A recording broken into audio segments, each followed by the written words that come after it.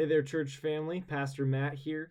Just wanted to send you a quick video on this Sunday afternoon after the church service. It's just gotten gray outside, but hey, I kind of like that. But I just want to reach out and just say, first off, that myself and Session are continuing to pray for all of you guys during this kind of strange time.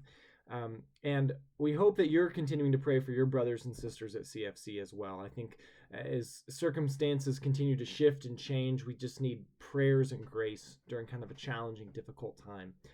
And I just want to say over the last month or so, I've heard kind of a universal cry from the church of we're ready to be back in the physical building. Zoom is okay, but it's incomplete in a lot of ways. And I want to worship alongside my brothers and sisters. And we hear you.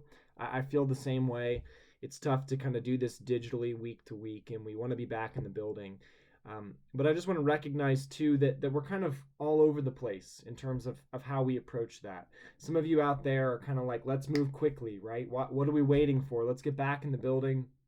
Forget fears or anxieties or whatever it may be. Others of you are more cautious and have said, let's wait until we have everything worked out, until everything is very safe and we can be as wise as possible.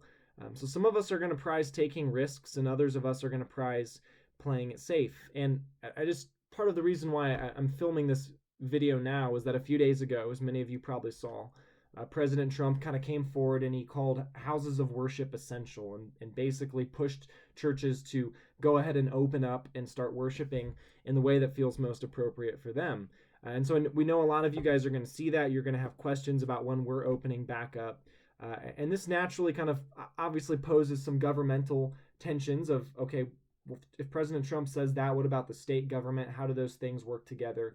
But either way, we have to wrestle with where are we at as a church and what are next steps in the midst of COVID-19. Even if the state and the federal and the county government or whatever government were to say, you can meet starting tomorrow, carte blanche, do whatever you need to do, what would we do and what restrictions would be in place? And that is a big question, and it's a sensitive question because all of you guys have different opinions. There's a lot of emotions tied up with it. And it's something that Session is currently wrestling through. So that's the first part of this video, is just to tell you we're praying about it, we're talking about it, we're thinking through it. This is something that often it can feel like if we don't move quickly, it's because we're not trusting God or we're being too fearful.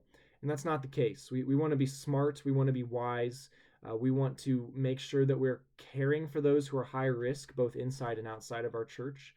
And we want to do this well. If we're going to meet again as a worship group, we want it to be worth our while.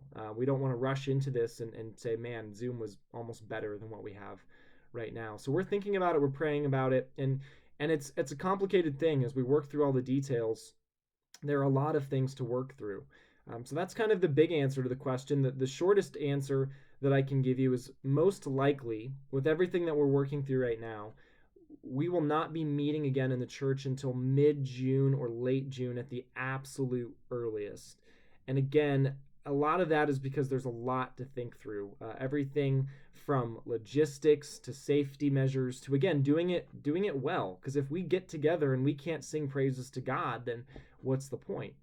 So we want to think through all these things well. And a big thing that we have to consider as CFC is the CDC.